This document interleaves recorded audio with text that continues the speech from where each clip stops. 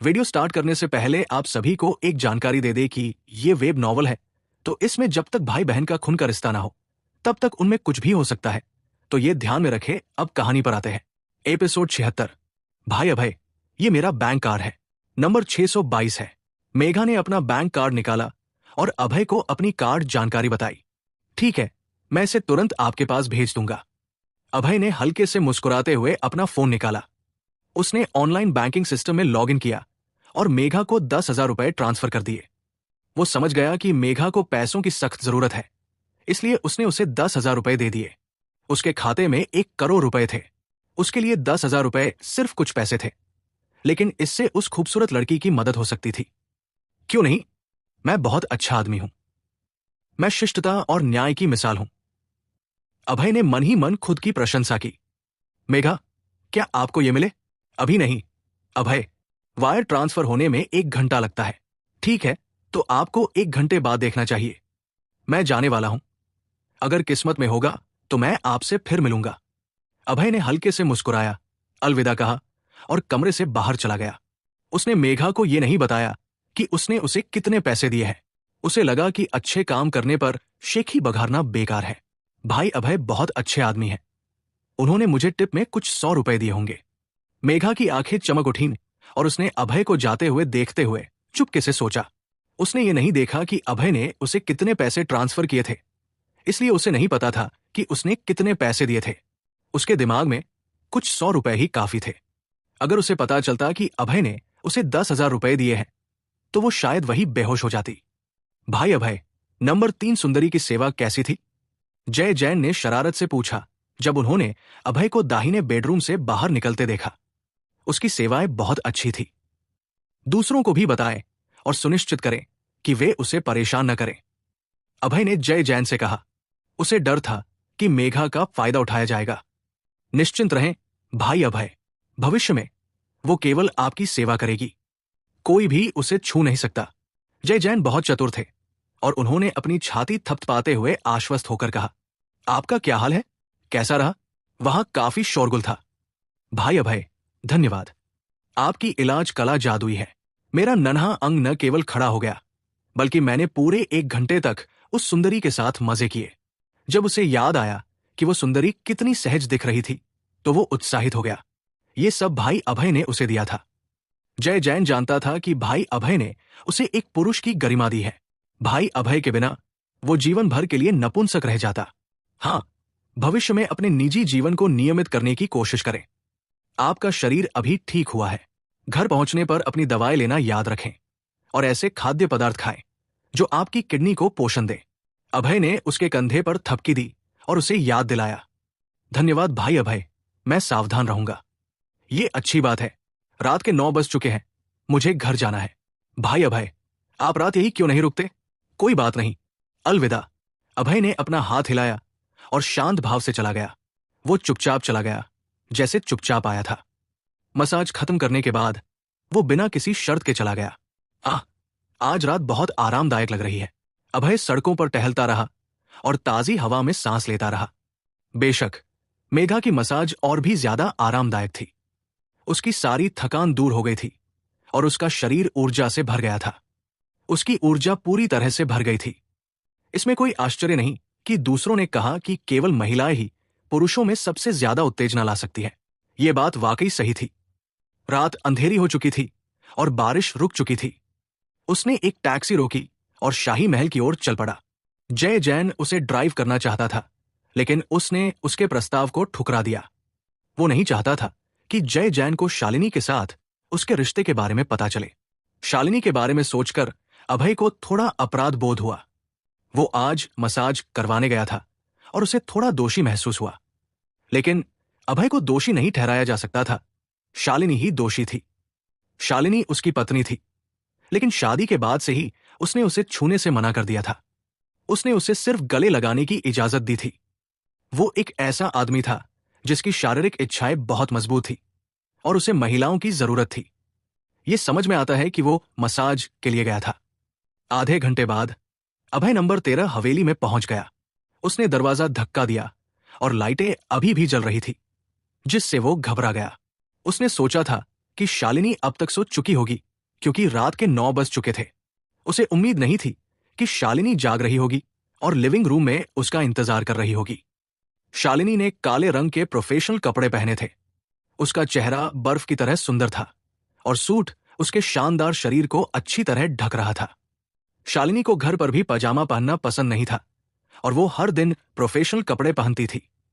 बेशक जब वो शयन कक्ष में सो रही होगी तो उसने पजामा पहना होगा, लेकिन शालिनी का शयन कक्ष दूसरी मंजिल पर था, जबकि अभय का शयन कक्ष पहली मंजिल पर था।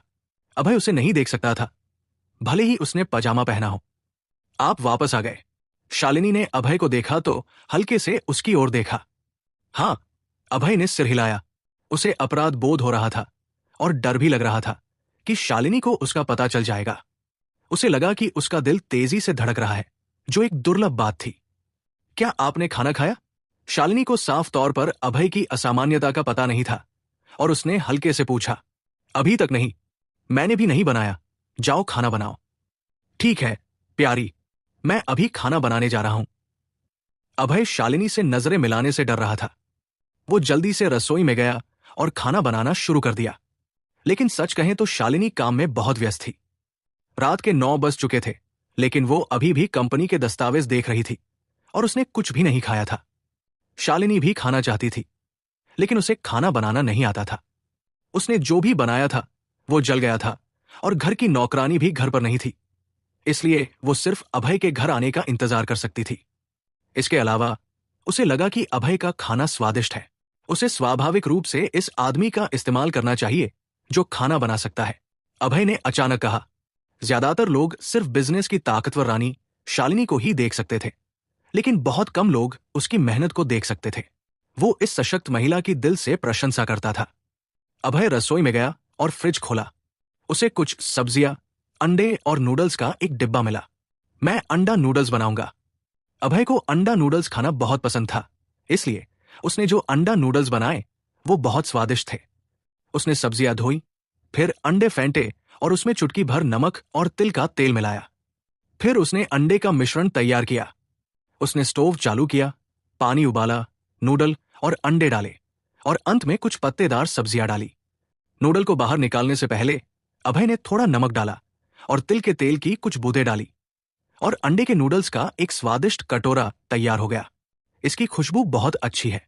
शालिनी का चेहरा खुशी से भर गया जब उसने अपने सामने अंडे के नूडल्स का स्वादिष्ट कटोरा देखा। उसने रात का खाना नहीं खाया था और उसका पेट गुड़गुड़ा रहा था। उसने स्वादिष्ट अंडा नूडल्स का कटोरा खाना शुरू कर दिया। नूडल्स बहुत स्वादिष्ट है। शालिनी ने अपने गोल पेट को थपथपाया और तारीफ की। वो शायद ही कभी किसी की तारीफ करती थी। ये पहली बार था जब उसने उसकी तारीफ की थी। लेकिन अभय के नूडल्स वाकई बहुत स्वादिष्ट थे। भले ही ये सादा शोरबा नूडल्स थे, लेकिन नूडल्स चबाने लायक थे। अंडे ताजे थे और सब्जियां हरी पत्तेदार थी। ये बहुत स्वादिष्ट था। प्यारी, क्या मेरे नूडल्स अच्छे हैं? अभय ने आखिरी नूडल खाया और मुस्कुराते हुए पूछा। आपके नूडल्स स्वादिष्ट हैं। अगर आपको ये पसंद है तो मैं अगली बार आपको फिर से अपने नूडल्स खिलाऊंगा। अभय ने शरारत से मुस्कुराते हुए कहा।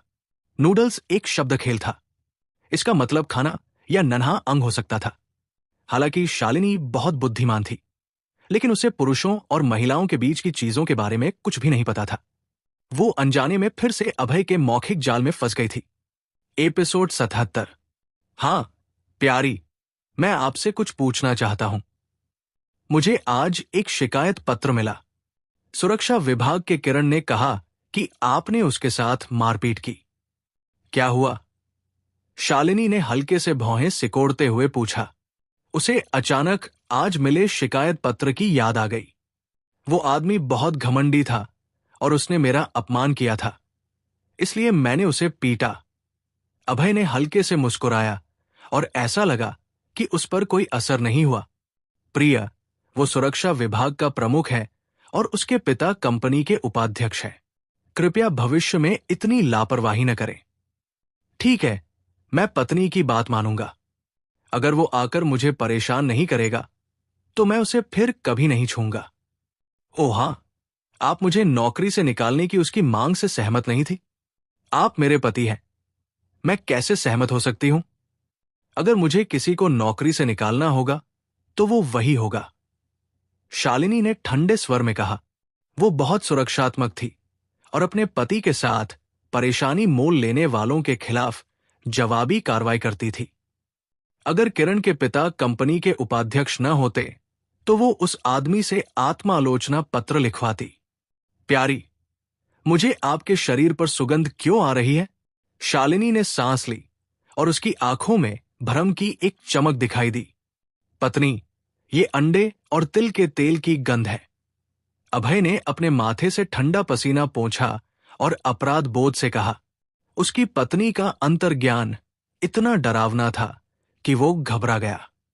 प्रिया, मुझे ऐसा क्यों लग रहा है कि ये किसी महिला के परफ्यूम जैसी खुशबू है? और आपको पसीना क्यों आ रहा है?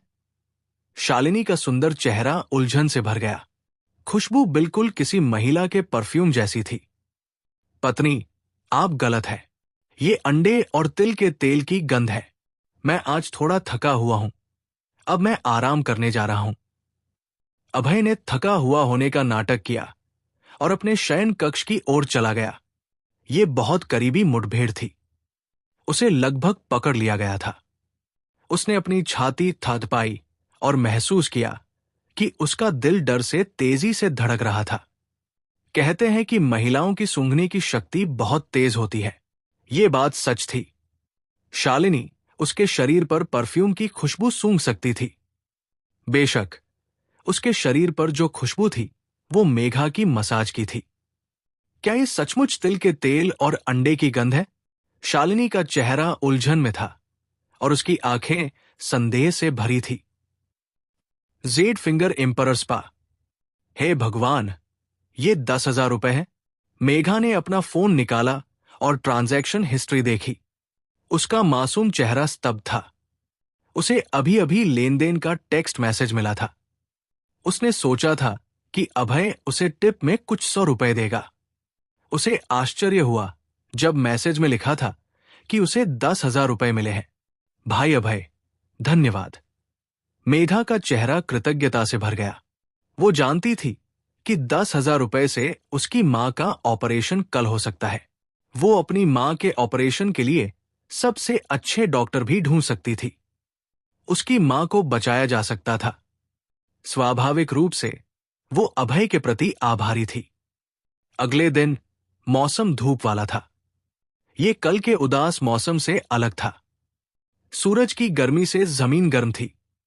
अभय बहुत देर से उठा क्योंकि वो कल थका हुआ था। उसने जय जैन का इलाज करने के लिए 9 पावर एनहेंसिंग नीडल्स का इस्तेमाल किया था और अपनी बहुत सारी ऊर्जा खर्च कर दी थी। लेकिन एक रात आराम करने के बाद उसकी ऊर्जा फिर से भर गई और वो एक बार फिर ऊर्जा से भर गया। उसकी रिकवरी की ताकत हमेशा बहुत मजबूत थी। सफाई करने के बाद अभय के पास नाश्ता करने का समय नहीं था। वो तुरंत कंपनी की ओर चल पड़ा। हालांकि उसकी गति बहुत तेज थी, फिर भी वो काम पर देर से पहुंचा क्योंकि वो देर से उठा था। भाई अभय, आप फिर से देर से आए। मिस श्यामली नाखुश है। श्यामली ने हल्के गुस्से वाले चेहरे से अभय को देखा और वो थोड़ी परेशान थी। उसने आज हल्के पीले रंग के कपड़े पहने थे। उसका उभार बहुत बड़ा था और लगभग उसकी शर्ट से बाहर निकल रहा था। इससे वो और ज्यादा आकर्षक लग रही थी। उसने सिल्वर हील्स पहनी थी और अपनी पीली गोरी पिंडलियों का एक हिस्सा दिखाया था जिसे सभी ने देखा था। वो बहुत सुंदर थी, इसलिए वो जो भी पहनती अच्छी ही लगती थी। मिस श्यामली एक अच्छी और जिम्मेदार कर्मचारी थी। इसके अलावा वो सेल्स डिपार्टमेंट की टीम लीडर थी और कर्मचारियों की हाजिरी के लिए जिम्मेदार थी। अभय पहले ही कई बार देर से आ चुका था। इससे वो मुश्किल में पड़ गई थी। कंपनी के नियमों के अनुसार जो कर्मचारी देर से आते थे उनका पूरा हाजिरी बोनस काट लिया जाता था। लेकिन वो अभय के साथ करीबी थी और उसका बोनस नहीं कटवाना चाहती थी।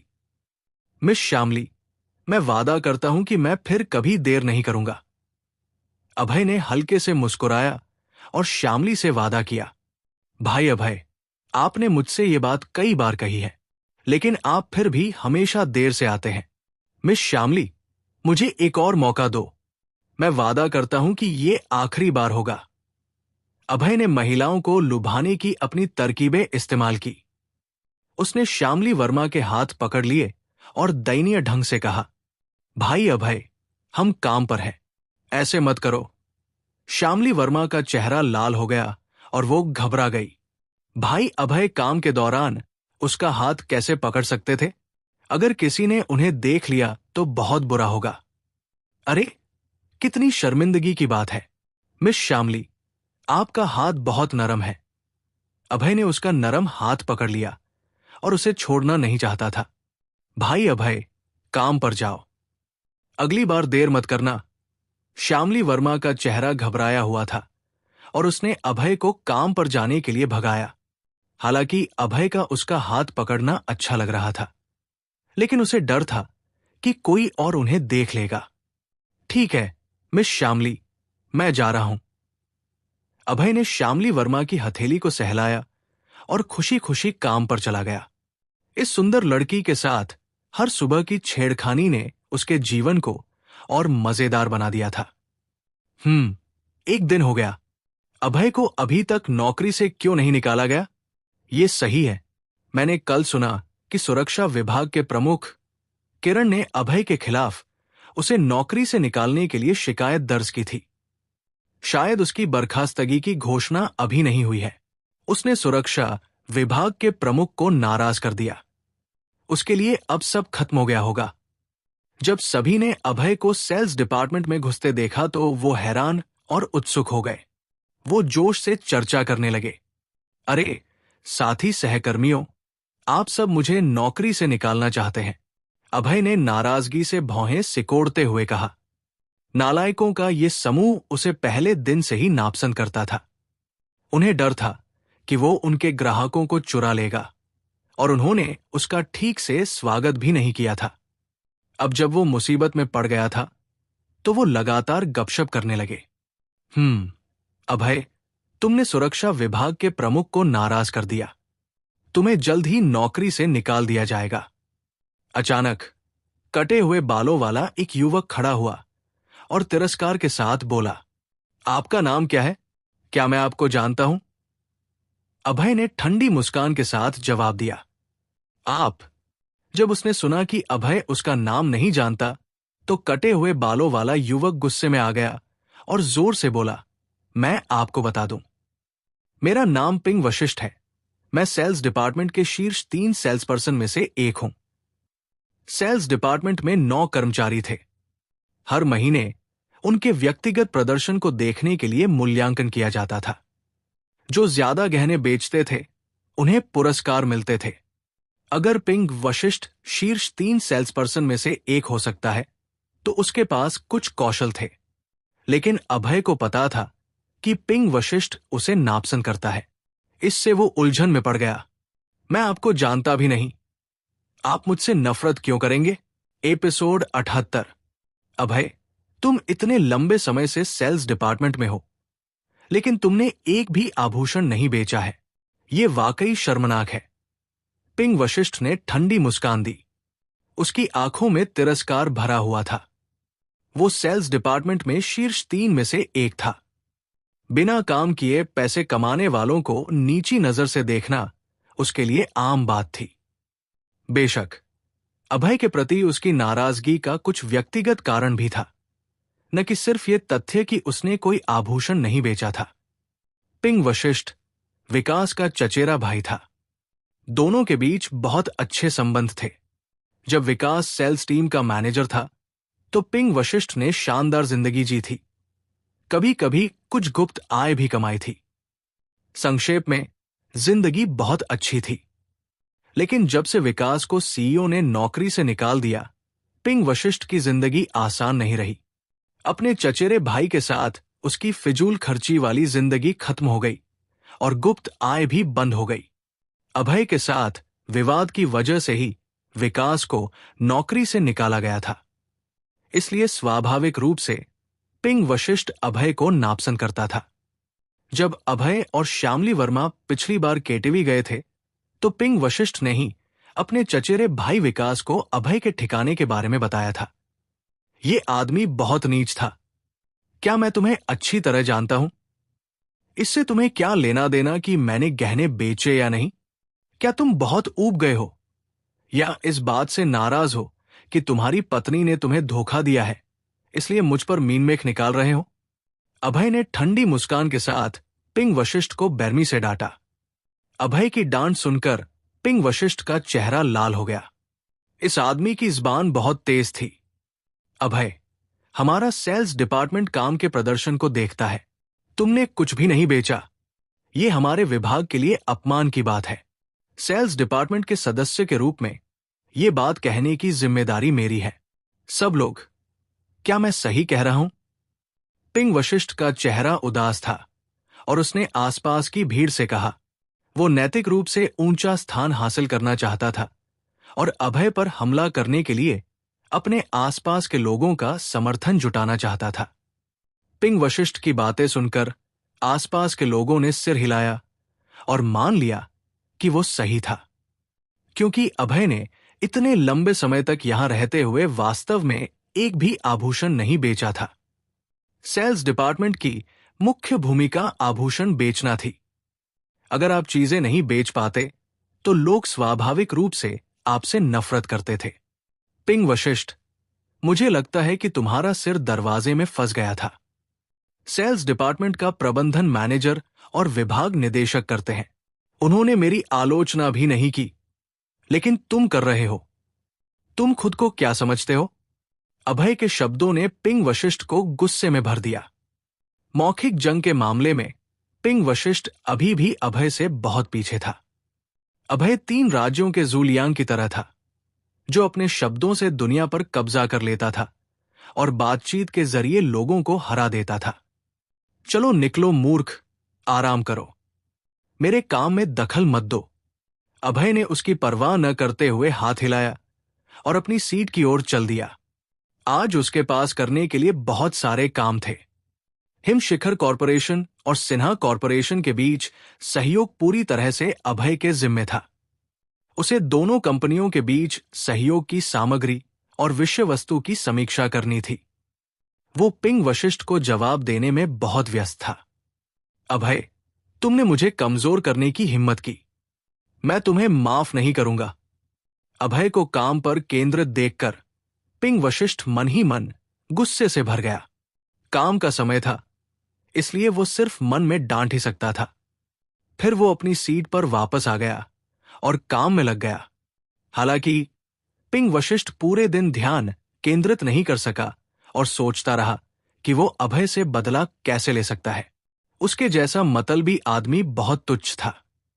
अगर तुम उसे डांटते तो वो मन में द्वेष रखता, लेकिन उसे ये नहीं पता था कि वो खुद ही सबसे पहले अभय से परेशानी की उम्मीद कर रहा था। उसने ही अपमान की मांग की थी। भाई अभय, अध्यक्ष चाहते हैं कि मैं आपको सूचित करूं कि आप सिन्हा कॉरपोरेशन जाएं और सहयोग के लिए बातचीत करें। जब अभय ने दोनों कंपनियों की सामग्री खत्म की तो मिस श्यामली का पतला शरीर अंदर आया। मिस श्यामली, सिन्हा कॉरपोरेशन ने मुझे अभी जाने को कहा है। हां, सीईओ ने सहमति दे दी है। जल्दी करो। सीईओ ने कहा है कि आपको यह काम पूरा करना होगा। काम पूरा करने पर आपको इनाम मिलेगा, लेकिन अगर आप असफल हुए तो आपको खाने की इजाजत नहीं है।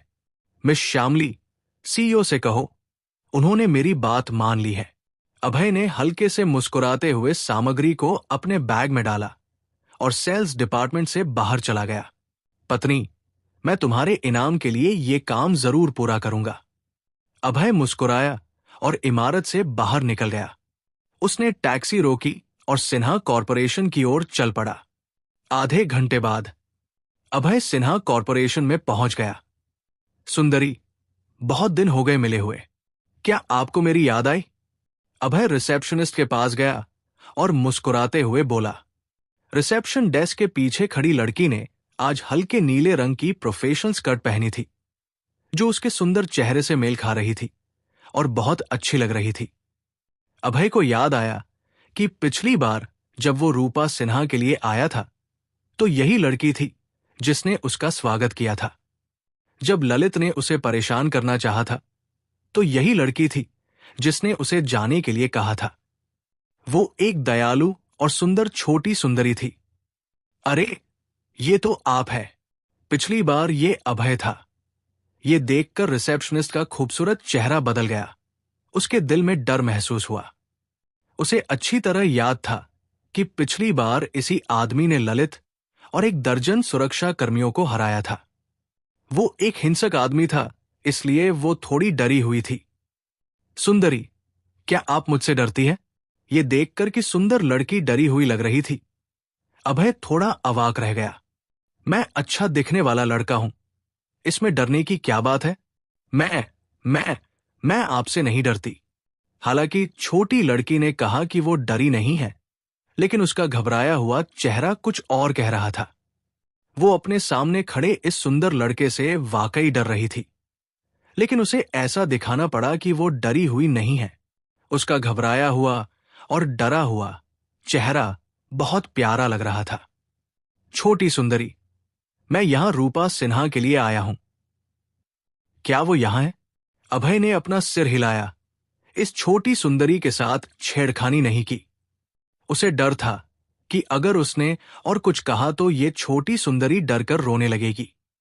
प्रेसिडेंट अपने ऑफिस में आपका इंतजार कर रही है। छोटी सुंदरी घबराई हुई लग रही थी और बोली, ठीक है, अलविदा। अभय ने हाथ हिलाया और शान से चला गया। जब वो पलटा तो उसकी मुलाकात सुरक्षा विभाग के प्रमुख ललित से हुई। अभय को देखकर ललित के चेहरे के भाव बदल गए और वो इतना डर गया कि वो पलटकर भाग गया, जैसे बिल्ली को देखकर चूहा भागता है। उसे डर था कि अभय उसे फिर से पीटेगा। अरे, क्या मैं सचमुच इतना डरावना हूं? ललित को तुरंत भागते देख अभय ने अजीब ढंग से कहा। पास में खड़ी छोटी सुंदरी सिर हिलाती रही, मानो कह रही हो, हां, आप डरावने हैं। आखिरकार वो हिंसक पागल चला गया। अभय को इमारत में जाते देख रिसेप्शनिस्ट की छोटी सुंदरी ने अपनी छोटी छाती थपथपाई और राहत की सांस लेते हुए कहा, दरअसल वो लड़का काफी सुंदर लग रहा था। अगर वो इतना हिंसक न होता और दर्जन भर सुरक्षा कर्मियों को न पीटता तो बहुत अच्छा होता। छोटी सुंदरी ने मन ही मन सोचा। अभय रूपा सिन्हा के ऑफिस में पहुंचा। दरवाजा खोलने से पहले 3 बार खटखटाया और अंदर चला गया। अच्छा डिजाइन। ऑफिस के डिजाइन को देखकर अभय ने इसकी तारीफ की।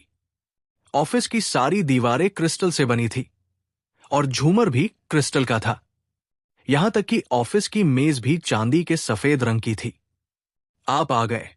अभय को ऑफिस में आते देख रूपा सिन्हा ने आकर्षक ढंग से मुस्कुराई और अपने शरीर को फैलाया, जिससे उसकी सुंदर कर्व्स दिखाई दिए। मिस सिन्हा, आज आप बहुत सुंदर लग रही हैं। अभय ने ईमानदारी से तारीफ की। उसे लगा कि रूपा सिन्हा आज असाधारण रूप से सुंदर थी। उसका चेहरा नाजुक था, उसके होंठ लाल थे, उसकी आंखें पानी की तरह थीं, उसकी त्वचा चिकनी थी और उसका फिगर सुंदर था। वो आकर्षक थी, जिसमें कामुकता का एक संकेत था और बहुत ही मोहक थी। उसने एक लंबी लाल पोशाक पहनी थी, जो उसके सुंदर शरीर को और निखार रही थी। पोशाक के नीचे उसकी बर्फ सी सफेद पिंडलियां थी। उसके खूबसूरत पैरों में लाल रंग की ऊंची एड़ी के जूते थे, आकर्षक और मनमोहक लाल। हालांकि रिसेप्शनिस्ट लड़की सुंदर थी, लेकिन वो रूपा सिन्हा से बहुत पीछे थी। एपिसोड 79। मिस सिन्हा, आज आप सचमुच बहुत खूबसूरत हैं। आपने तो मुझे लगभग मंत्रमुग्ध कर दिया। अभय ने हल्के से मुस्कुराया और चापलूसी करने लगा। जैसा कि कहावत है, तारीफ करना कभी गलत नहीं होता। महिलाओं को यह सुनना अच्छा लगता है कि वो सुंदर है, चाहे वो कितनी भी समझदार क्यों न हो। अभय यहां रूपा सिन्हा के साथ साझेदारी पर बात करने आया था, लेकिन उससे पहले कुछ दोस्ताना रिश्ता बनाना उसे ज्यादा फायदा दिला सकता था। आपका मुंह बहुत मीठा है। क्या आपने आज सुबह शहद खाया? रूपा सिन्हा ने आकर्षक ढंग से मुस्कुराया। अभय के साथ बहुत सहज और खुश महसूस कर रही थी। वो बहुत अच्छे मूड में थी। मिस सिन्हा, अपनी ओर देखें। गोरी और गुलाबी त्वचा, सुंदर मुस्कान, चमकदार आंखें। आप एक प्राकृतिक सुंदरी है। आपको देखते ही मेरा दिल तेजी से धड़कने लगता है। अभय ने उसकी फिर से तारीफ की, जिससे रूपा सिन्हा बहुत संतुष्ट हो गई। आप सचमुच बहुत प्यारे हैं। रूपा सिन्हा ने उसे मोहक नजरों से देखा और कामुक भाव के साथ कहा, मिस सिन्हा, मैं आज आपके साथ सहयोग पर चर्चा करने आया हूं। ये अनुबंध है, एक नजर डाले। अभय ने मौका पकड़ा और जब रूपा सिन्हा खुश थी, उसने तैयार अनुबंध निकाल लिया। अभय ने आकर्षक ढंग से मुस्कुराया, अनुबंध लिया और पढ़ना शुरू कर दिया। ये अनुबंध ठीक नहीं है। हमारा कॉरपोरेशन 90% मुनाफा चाहता है और बाकी आपका है। जब बात व्यवसाय पर आई तो रूपा सिन्हा अपनी मजबूत महिला वाली पहचान पर लौट आई और सीधे मुनाफे का ज्यादातर हिस्सा मांग लिया। अरे, ये तो बहुत लालची बात है। रूपा सिन्हा की बात सुनकर अभय ने असंतुष्ट होकर भौहें सिकोड़ ली और अपने होंठ सिकोड़ लिए। क्योंकि अभय आया था, सीईओ ने उसे रूपा सिन्हा के साथ साझेदारी करते समय मुनाफे में बराबर हिस्सा मांगने को कहा था। अब रूपा सिन्हा 90% चाहती थी। स्वाभाविक रूप से ये ठीक नहीं था। ये पहली बार था जब वो अपनी पत्नी के लिए कुछ कर रहा था। वो कोई गलती नहीं कर सकता था। इसके अलावा सेल्स डिपार्टमेंट के लोग हमेशा उस पर हंसते थे। उसे इस बार रूपा सिन्हा के साथ सहयोग पर बात करनी थी। कंपनी को ज्यादा लाभ दिलाना था और सेल्स डिपार्टमेंट के लोगों के सामने खुद को साबित करना था। मिस सिन्हा, मेरी स्पष्टवादिता के लिए मुझे माफ करें, लेकिन आपने जो मुनाफा मांगा वो बहुत ज्यादा है। मैं आपको ज्यादा से ज्यादा 50% ही दे सकता हूं। अभय ने अपना सिर हिलाकर रूपा सिन्हा की लालची मांग को ठुकरा दिया। उसने सोचा था कि रूपा सिन्हा से दोस्ताना रिश्ता बनाना और उसे खूबसूरत कहना कंपनी के लिए ज्यादा मुनाफा लाएगा। उसे उम्मीद नहीं थी कि रूपा सिन्हा इतनी महत्वाकांक्षी होगी। इसमें कोई आश्चर्य नहीं कि रूपा सिन्हा 1000 करोड़ से ज्यादा की कंपनी की प्रेसिडेंट बन सकती थी। उनकी थोड़ी सी भी मजबूत इच्छा शक्ति के कारण सफल न होना मुश्किल था। मुझे मुनाफे का 90% हिस्सा चाहिए, वरना मैं आपके साथ सहयोग करने से मना कर दूंगी। रूपा सिन्हा ने आकर्षक ढंग से मुस्कुराते हुए कहा, बिना किसी चिंता के। मिस सिन्हा, आप एक ऐसे आदमी को मार रही हैं जो पहले से मुसीबत में है। आपने मुझे निराश कर दिया। अभय ने थोड़ा मुंह सिकोड़ा और उसकी आंखों में निराशा दिखाई दी। उसने सोचा था कि वो और रूपा सिन्हा दोस्त है और दूसरा पक्ष बराबर मुनाफे के सहयोग पर सहमत हो जाएगा। उसे नहीं पता था कि वो 90% चाहती थी। अगर वो सहमत हो जाता तो न सिर्फ हिम शिखर कॉरपोरेशन को लाभ नहीं होता, बल्कि नुकसान भी हो सकता था। अभय को पता था कि हिम शिखर कॉरपोरेशन की पूंजी में कमी आई है। अगर वो इसे ठीक से नहीं संभाल पाया तो उसे दिवालियापन का सामना करना पड़ सकता था। हर्ष चतुर्वेदी और अन्य 3 बड़े परिवारों ने भी हिम शिखर कॉरपोरेशन को घेर लिया था। ये अब एक निर्णायक मोड़ पर पहुंच गया था। रूपा सिन्हा ने जो किया, उससे निश्चित रूप से हिम शिखर कॉरपोरेशन को बहुत बड़ा खतरा हो गया और वो शायद इससे कभी उबर न पाए। अगर आप मुनाफे का 50% चाहते हैं तो कोई बात नहीं, लेकिन आपको मुझसे कुछ वादा करना होगा। रूपा सिन्हा ने चालाकी से मुस्कुराते हुए कहा। वो महत्वाकांक्षी 90% मुनाफा इसलिए मांग रही थी ताकि अभय उनकी और मांगे पूरी करे। मिस सिन्हा बोले, मैं आपको 50/50 बंटवारे पर कैसे सहमत करा सकता हूं? अभय ने धीमे स्वर में कहा। उसके लहजे में थोड़ा असंतोष झलक रहा था। बहुत आसान है, जब तक आप मेरे भाई बने। फिर एक बहन के रूप में मैं आपकी देखभाल करूंगी और आपको मुनाफे का 50% दूंगी। रूपा सिन्हा ने मोहक मुस्कान के साथ अपनी बात रखी। दरअसल रूपा सिन्हा सिर्फ अभय की बहन बनना चाहती थी और उसके साथ रिश्ता बनाना चाहती थी। क्या मेरी बड़ी बहन बनेंगी? अभय बहुत उलझन में था और अवाक रह गया। इतने हंगामे के बाद रूपा सिन्हा 90% मुनाफा नहीं चाहती थी, बल्कि उसकी बड़ी बहन बनना चाहती थी। उसे पता था कि कभी कभी भाई बहन जैसे रिश्तों का एक खास मतलब हो सकता है। खासकर कुछ मामलों में ये रिश्ते अलग तरह के फायदे भी लाते हैं। रूपा सिन्हा मेरी बहन बनना चाहती है। क्या वो मुझे पसंद करती है और मुझे लुभाना चाहती है? अभय ने सोचा, थोड़ा आत्ममुग्ध होकर। मिस सिन्हा, ये सच्चा भाई बहन का रिश्ता है या कुछ और? ये दो अलग अलग मतलब है। अगर कुछ और है तो आप मुझे लुभाना चाहती है, आप शरारती है। अभय का मुंह थोड़ा टेढ़ा हो गया और अचानक उसे समझ आ गया। इस चालाक महिला ने आखिरकार अपना इरादा दिखा दिया। क्या मैं आपको लुभाना चाहती हूं? रूपा सिन्हा हैरान दिखी। उनकी पलकें ऊपर नीचे हिल रही थी। वो सचमुच इस आदमी को लात मारना चाहती थी। इतना आत्ममुग्ध मत बनो। मैं आपकी बहन बनकर आपके साथ मिलकर काम करना चाहती थी। मुझे उम्मीद नहीं थी कि आप इसे गलत समझेंगे। कुछ और? मैं अभी तक कुंवारी हूं, ठीक है? आपका दिमाग बहुत गंदा है। अब रूपा सिन्हा ने अभय को आत्ममुग्ध के रूप में टैग कर दिया था। इतना आत्ममुग्ध मत बने। मैं सिर्फ आपकी बहन बनना चाहती हूं और मेरा आपको लुभाने का कोई इरादा नहीं है।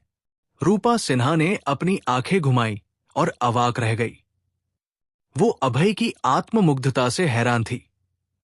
ओह बहन, अब मैं सहमत हूं। क्या आप मुनाफे का 50% हिम शिखर कॉरपोरेशन को दे सकती हैं? अभय सिर्फ कंपनी की भलाई के लिए रूपा सिन्हा को अपनी बहन बनाने पर सहमत हो सकता था। प्यारी, ये मेरी गलती है। ये सब कंपनी की भलाई के लिए था। अगर मैं उनकी बहन बनने के लिए सहमत नहीं होता तो वो सारा मुनाफा ले लेती। कंपनी के लाभ के लिए मैंने अपनी नैतिकता का त्याग किया। मुझे यकीन है कि मेरी पत्नी मेरी तारीफ करेगी कि मैं कितना विचारशील और निस्वार्थ हूं। अभय ने मन ही मन सोचा, चूंकि मैं आपकी बहन हूं तो स्वाभाविक रूप से मैं आपकी देखभाल करूंगी। अनुबंध आपकी बात के मुताबिक है। अभय को उन्हें अपनी बहन कहते सुनकर रूपा सिन्हा के खूबसूरत चेहरे पर खुशी झलक उठी। वो जानती थी कि उन्होंने सामने वाले लड़के के साथ करीबी रिश्ता बना लिया है, जिससे वो थोड़ा शर्मिंदा और हैरान थी, क्योंकि इस लड़के ने अभी अभी उनके साथ छेड़खानी की थी। रूपा सिन्हा ने आकर्षक ढंग से मुस्कुराया। अपने दिल की शर्म को दबाते हुए उन्होंने अनुबंध लिया और एक आह भरी, फिर उस पर कंपनी की मुहर लगा दी। अनुबंध आधिकारिक रूप से लागू हो गया। धन्यवाद बहन। अभय ने अनुबंध अपने हाथ में लिया, उन्हें धन्यवाद दिया और जाने के लिए तैयार हो गया। रुके भाई, क्या हो रहा है? आपकी बहन के रूप में मेरा पहला दिन है। एक भाई के रूप में क्या आपको कुछ नहीं करना चाहिए? आप मुझसे क्या करवाना चाहती है? अभय के चेहरे पर उलझन थी। उसे समझ नहीं आ रहा था कि रूपा सिन्हा क्या चाहती है। उन्होंने अभी अभी रूपा सिन्हा के साथ बातचीत पूरी की थी। स्वाभाविक रूप से वो समय बर्बाद न करते हुए जल्दी वापस जाकर सीईओ को रिपोर्ट करना चाहता था। मैंने आपका बहुत बड़ा उपकार किया है। आपको कम से कम मेरे लिए रात का खाना तो खरीदना चाहिए। रूपा सिन्हा ने अभय की ओर देखा। उनकी मोहक आंखें झपक रही थी और बेहद आकर्षक थी। बहन, आप सचमुच मुझे लुभाना चाहती है। अभय ने हल्के से रूपा सिन्हा की ओर देखा और आत्ममुग्धता से कहा, सुंदरी चाहती है कि मैं उसका ख्याल रखूं। वो मेरे साथ सोना चाहती होगी, उसने सोचा। एपिसोड 80, आत्ममुग्ध पागल। कौन आपको लुभाना चाहता है? रूपा सिन्हा का चेहरा लाल हो गया और वो थोड़े गुस्से वाले लहजे में चिल्लाई। जाहिर है अभय के शब्दों ने उन्हें बहुत शर्मिंदा कर दिया। वो सिन्हा कॉरपोरेशन की प्रेसिडेंट थी, पूर्वांचल शहर की पहली सुंदरी और एक आकर्षक देवी थी। लेकिन अब एक युवक अचानक उनके साथ छेड़खानी कर रहा था। निश्चित रूप से पूर्वांचल शहर में किसी ने भी उनके साथ छेड़खानी करने की हिम्मत नहीं की थी। अभय पहला था। इससे वो अलग, शर्मिंदा और हैरान महसूस कर रही थी। गुस्सा मत हो बहन, गुस्सा होने पर औरतें अच्छी नहीं लगती। चले, मैं आपको खाने पर ले चलता हूं। अभय ने औरत को मनाने की अपनी चाल चली, जिससे वो हंस पड़ी। चुप रहें, मुझे पास्ता और स्टेक चाहिए। रूपा सिन्हा ने आकर्षक ढंग से मुस्कुराकर उससे कुछ पैसे खर्च करवाने की सोची। आखिरकार उसने उनके साथ छेड़खानी की थी। ठीक है बहन, अभय मुस्कुराया और उनके साथ बाहर चला गया। दोपहर के 12 बज रहे थे, ठीक भोजन का समय था। बहन, आपकी कार बहुत सुंदर है। पार्किंग में अभय ने एक सफेद सुव्यवस्थित सेडान कार देखी और दिल से उसकी तारीफ की। बेशक, ये मासेराटी का सीमित संस्करण मॉडल है, एकमात्र और अनोखा। अपनी प्यारी कार के बारे में बात करते हुए रूपा सिन्हा ने आकर्षक ढंग से मुस्कुराया। उनका चेहरा गर्व से भरा था। उन्हें कारों का बहुत शौक था, खासकर मासेराटी के रंग और रूप का। इसलिए उन्होंने दुनिया की एकमात्र ऐसी कार खरीदी थी। बहन, आप गाड़ी चलाएंगी या मैं? बेशक आप। ठीक है, कृपया बैठें सुंदरी।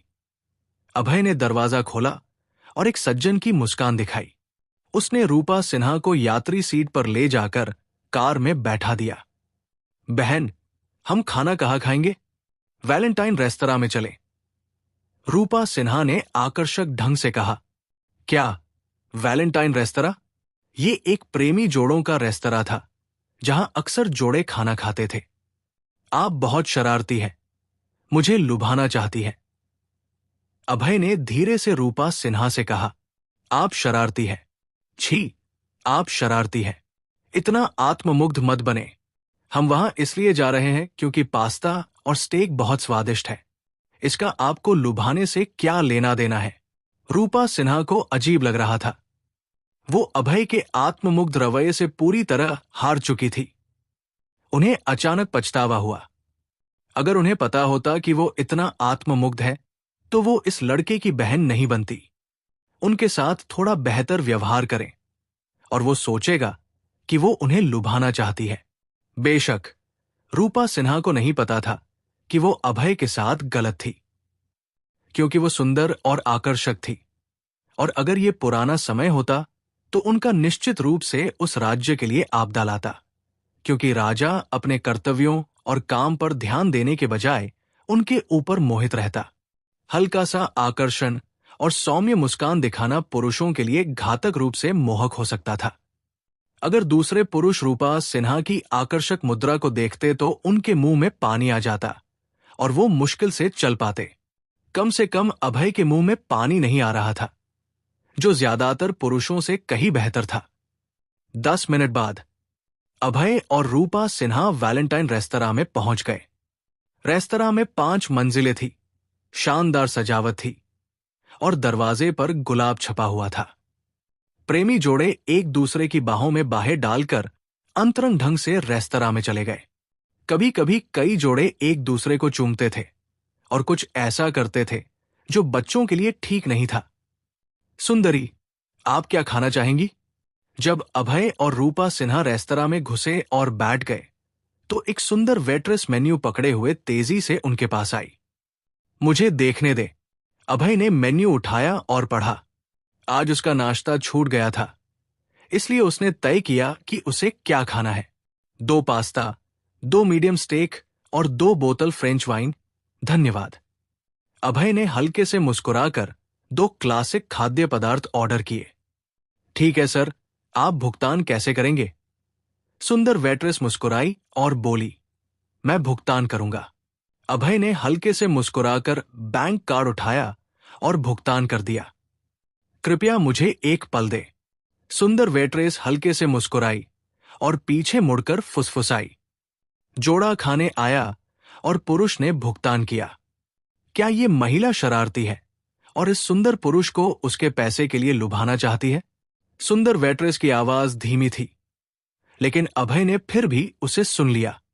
उसने मुस्कुराते हुए कहा, बहन, क्या आप जानती हैं कि वेट्रेस ने अभी क्या कहा? उसने क्या कहा? उसने कहा कि आप एक शरारती औरत है जो मुझे लुभाना चाहती है। आत्ममुग्ध। क्या आपको लगता है कि मैं आपको समुद्र में धकेल दूंगी? रूपा सिन्हा अभय के आत्ममुग्ध रवैये से बहुत नाराज थी। वो अपनी छोटी मुट्ठी लहरा रही थी, उसे सबक सिखाने के लिए तैयार थी। दूसरी मेज पर बैठे जोड़े अंतरंग थे, लेकिन अभय और रूपा सिन्हा की जोड़ी में थोड़ा झगड़ा हो गया। महिला ने अपनी मुट्ठी भी हिलाई, जिसने एक आदमी का ध्यान खींच लिया। कुछ देर बाद वेट्रेस ने मेज पर पास्ता, स्टेक और रेड वाइन रखी और बोली, सर, मैडम, कृपया इसका मजा लें। धन्यवाद। अभय ने धन्यवाद कहा और रूपा सिन्हा के साथ खाना खाने लगा। सुंदरी, क्या मैं यहां बैठ सकता हूं? जब दोनों ने खाना शुरू किया तो एक पीला दिखने वाला मध्यम आयु का आदमी सूट और कोलोन पहने हुए रूपा सिन्हा के पास आया और मुस्कुराते हुए पूछा। उसने देखा कि रूपा सिन्हा और अभय के बीच झगड़ा हो रहा था और उसने अपनी मुट्ठी भी उठाई थी, ये सोचकर कि वो अलग होने के करीब है। महिला इतनी खूबसूरत थी कि स्वाभाविक रूप से वो उसका पीछा करना चाहता था। मैं आपको नहीं जानती और यहां आपके लिए कोई जगह भी नहीं है। रूपा सिन्हा की खूबसूरत भौहें थोड़ी सिकुड़ गई। उन्होंने अपने सामने खड़े मध्यम आयु के आदमी की परवाह नहीं की और उसे सीधे ठुकरा दिया। मुझे अपना परिचय देने दे। मेरा नाम मोहन है। जहां तक जगह की बात है, उनके जाने के बाद एक जगह मिल जाएगी। मोहन नाम का मध्यम आयु का आदमी हल्के से मुस्कुराया और अभय को जाने के लिए कहने को तैयार था।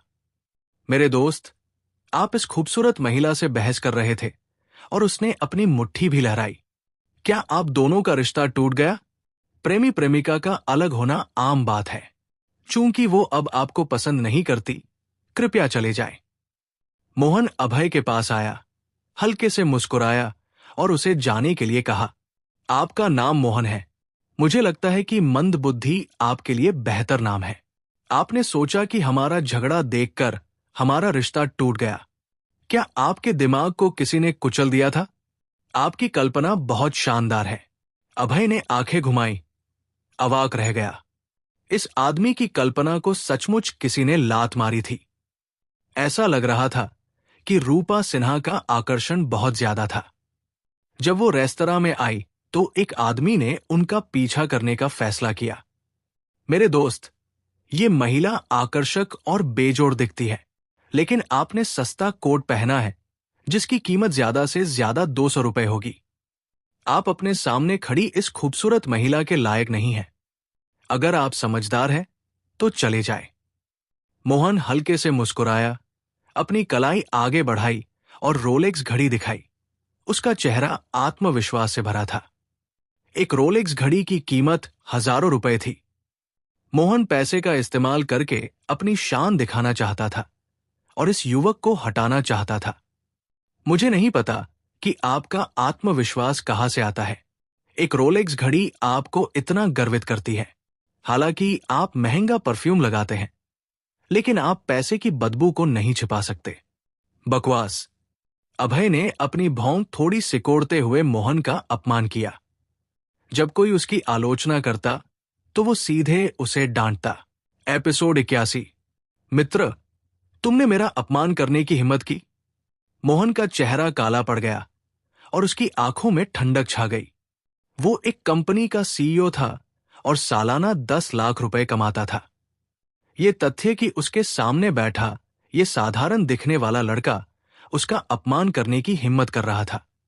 उसे बहुत गुस्सा आया। हां, मैं तुम्हारा अपमान कर रहा हूं। तो क्या हुआ अगर तुमने रोलेक्स पहन रखी है? तुम इतने घमंडी क्यों हो? चलो निकलो। अभय ने घृणा से ठंडी मुस्कान दी।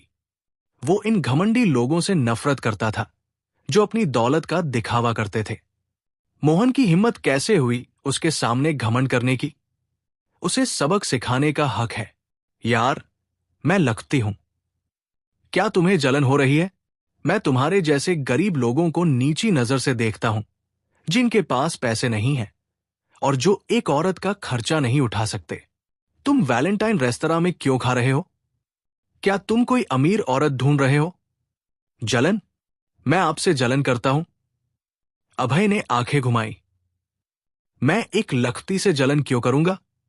जो अहंकारी लोग दिखावा करना पसंद करते हैं, उनसे निपटने का एकमात्र तरीका यह है कि आप उनसे ज्यादा दिखावा करें। धप। अभय ने अपना बैंक कार्ड मेज पर फेंक दिया और ठंडे स्वर में बोला, अपनी आंखें खोलो और देखो कि इसमें कितना पैसा है। पास में मौजूद वेटर ने शोर सुनकर तुरंत वहां आकर कार्ड नंबर लैपटॉप में डाला। वाह, 1 करोड़। मोहन का मुंह आश्चर्य से खुला रह गया जब उसने खाते में जमा राशि देखी। मोहन को अचानक ये वाक्य याद आया, एक बाघ जो बिल्ली होने का दिखावा करता है।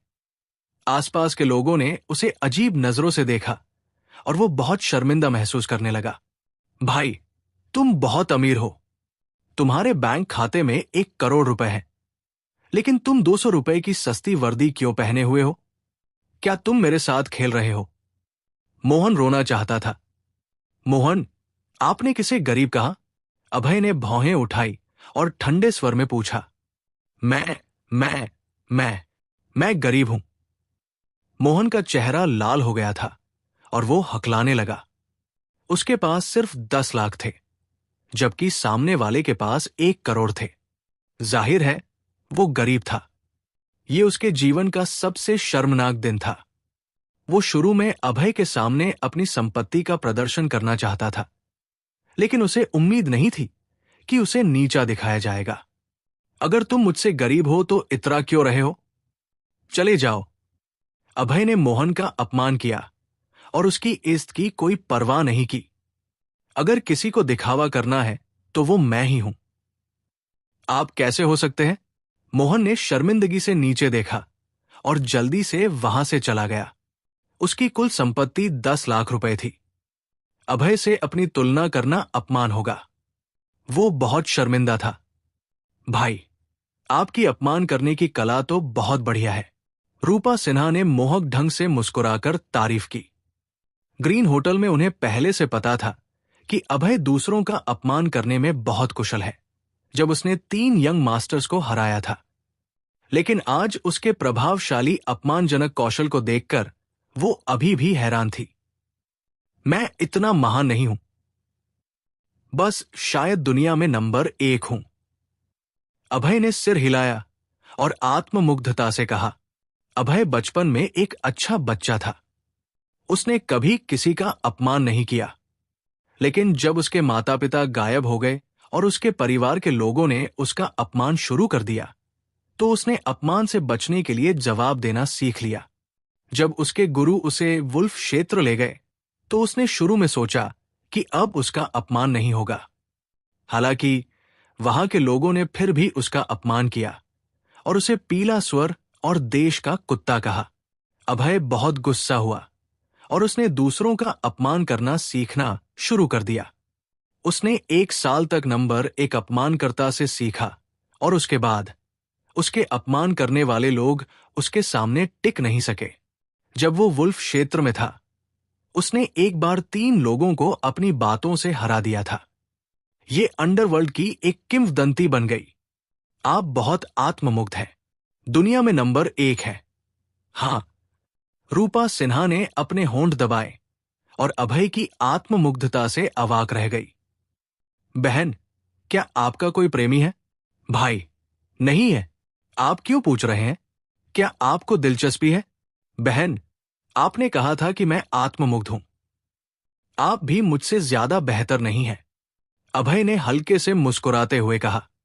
आप बहुत बातूनी हैं। पूर्वांचल शहर में सबसे खूबसूरत महिला कौन है? रूपा सिन्हा ने रेड वाइन का घूंट लिया। उनका चेहरा आकर्षण से भरा था। बेशक ये शालिनी गुप्ता है। वो नंबर 1 सुंदरी है। अभय ने बिना हिचकिचाहट के जवाब दिया। शालिनी उसकी पत्नी थी, तो जाहिर है वो सबसे सुंदर थी। भाई, मैं आपको एक और मौका देती हूं। पूर्वांचल शहर में सबसे सुंदर कौन है? रूपा सिन्हा अपनी आंखों में गुस्से के साथ ठंडी मुस्कान बिखेर रही थी। उन्हें उम्मीद नहीं थी कि अभय कहेगा कि शालिनी सबसे सुंदर है, और शुरू में उन्हें लगा था कि अभय कहेगा कि वो सबसे सुंदर है। सभी महिलाएं थोड़ा घमंडी होती है। इसके अलावा रूपा सिन्हा का शालिनी गुप्ता के साथ प्रतिस्पर्धी रिश्ता था और वो चुपके से खुद की तुलना उससे करती थी। इसलिए जब अभय ने कहा कि शालिनी सबसे सुंदर है तो वो नाराज हो गई। अभय को तब झटका लगा जब उसने रूपा सिन्हा की आंखों में गुस्सा देखा। उसे एहसास हुआ कि उसने गलती कर दी। उसे किसी दूसरी महिला के सामने किसी और को सबसे खूबसूरत नहीं कहना चाहिए था। कोई भी महिला ऐसा नहीं मानेगी। बहन, आप निश्चित रूप से पूर्वांचल शहर की सबसे खूबसूरत महिला हैं। अपनी गलती सुधारने के लिए अभय ने जल्दी से तारीफ की कि रूपा सिन्हा सबसे सुंदर है। चले, मैं आपको वापस ऑफिस ले चलती हूं। रूपा सिन्हा ने रेड वाइन की आखिरी बूंद पी ली। उनका चेहरा मोहक था और साफ था कि वो अभय के शब्दों से खुश थी। सभी महिलाओं को सुंदर दिखना पसंद था। वो सभी मीठी बातों से खुश होती थी। ये बात हर महिला के लिए सच थी, चाहे वो कितनी भी समझदार क्यों न हो। धन्यवाद, बहन। अभय ने उन्हें धन्यवाद दिया जब उसने सुना कि रूपा सिन्हा उसे ऑफिस वापस ले जाने वाली थी। वूम। रूपा सिन्हा ड्राइवर की सीट पर बैठी कार शुरू की और हिम शिखर कॉरपोरेशन की ओर तेजी से बढ़ गई। Him Shikhar corporation CEO office. President Gupta, मेरा सुझाव है कि हम अभय को नौकरी से निकाल दें। हमारी कंपनी को उसके जैसे कर्मचारियों की जरूरत नहीं है। एक 40 साल का अधेड़ व्यक्ति ने भौहें सिकोड़ते हुए कहा। अधेड़ उम्र के आदमी ने 7 भेड़ियों वाला सूट पहना था। वो थोड़ा गंजा था और उसका पेट निकला हुआ था। वो काफी हद तक किरण जैसा दिखता था। उसका नाम जियानजुन था, जो कंपनी के उपाध्यक्ष और सुरक्षा प्रमुख किरण के पिता थे। वो इस बात से बहुत नाराज था कि उसके बेटे को अभय ने पीटा था। उसके बेटे ने अभय के खिलाफ शिकायत दर्ज की थी, लेकिन सीईओ ने अभय को नौकरी से नहीं निकाला। इससे जियानजुन और ज्यादा नाराज हो गया। इसलिए वो व्यक्तिगत रूप से सीईओ के ऑफिस में आया और शालिनी से अभय को नौकरी से निकालने की मांग की। अंकल जियानजुन, आप कंपनी के वरिष्ठ कर्मचारी हैं। आप एक साधारण कर्मचारी के लिए क्यों झगड़ रहे हैं? यह सिर्फ एक झगड़ा था। उसे नौकरी से निकालने की कोई जरूरत नहीं है। शालिनी ने भौहें सिकोड़ते हुए कहा। उनके चेहरे पर नाराजगी की झलक दिखाई दी। जियानजुन कंपनी के संस्थापक सदस्यों में से एक थे और उन्हें कंपनी का उपाध्यक्ष बनाया गया था। शालिनी कंपनी के संस्थापक सदस्यों का बहुत सम्मान करती थी, इसलिए वो उन्हें अंकल कहकर बुलाती थी। लेकिन अंकल जियानजुन ने उन्हें बहुत निराश किया था। वो उनके पति को नौकरी से निकालना चाहते थे। एपिसोड 82। सीईओ, आपको अभय को नौकरी से निकाल देना चाहिए। उसने मेरे बेटे को मारने की हिम्मत की, जो सुरक्षा प्रमुख है। उसने अपने वरिष्ठों के खिलाफ काम किया। जियानजुन ने अपना पेट बाहर निकालते हुए ऊंची आवाज में कहा। वो अभय से बहुत नफरत करता था। उसके पास अपने बेटे को मारने का साहस भी नहीं था, लेकिन इस शख्स ने उसे मारने की हिम्मत की। इस आदमी को नौकरी से निकाल देना चाहिए। हाँ, सीईओ, मेरे पिता सही कह रहे हैं। इस तरह के कर्मचारी जो अपने वरिष्ठों के खिलाफ जाने की हिम्मत करते हैं, उन्हें नौकरी से निकाल देना चाहिए। किरण एक तरफ खड़ा होकर बोला।